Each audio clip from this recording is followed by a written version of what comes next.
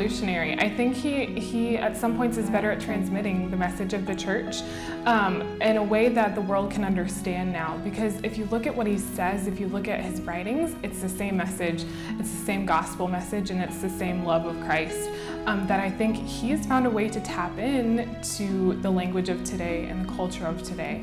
I mean, he does do specific reforms, but I think they're coming from a place that he's just looking for the good of the church as opposed to trying to shake things up. I think it's just, again, him and his personality looking for what needs to be changed and what needs to be adjusted, and he's addressing those in his time here. The Pope can be, and he should be, revolutionary in certain elements, as Christ was. Nobody expected Christ to act a certain way. He didn't say, no, we have to follow the Sabbath. He said, okay, eat. Like, seriously, even though it's Sabbath, eat. Like, it's important now that you have strength because you have to go out and preach. The Pharisees, they didn't expect Jesus to behave that he did. So would the Pharisees have called Jesus revolutionary? Maybe, yes. Now, that's a revolutionary in a good way. I think Pope Francis really wants us to live our faith well and to be good examples of the faith. A lot of people think Pope Francis is here to really change things around and that he's got kind of this agenda and that he's liberal. I don't think so. I think, his message is just very simple. It's just like, no, live like Christ did. And, and he wants to kind of invigorate that in the youth.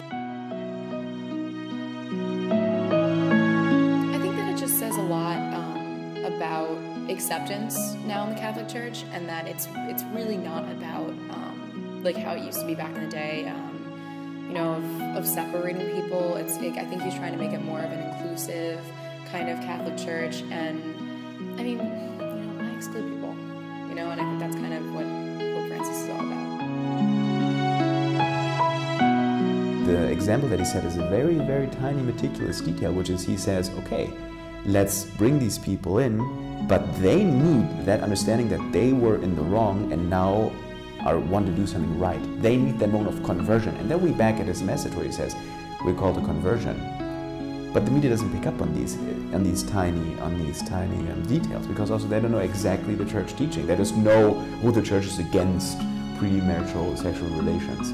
That's not what the church is saying. That was never the core of the church's teaching. So we have to be very careful in reading into these things.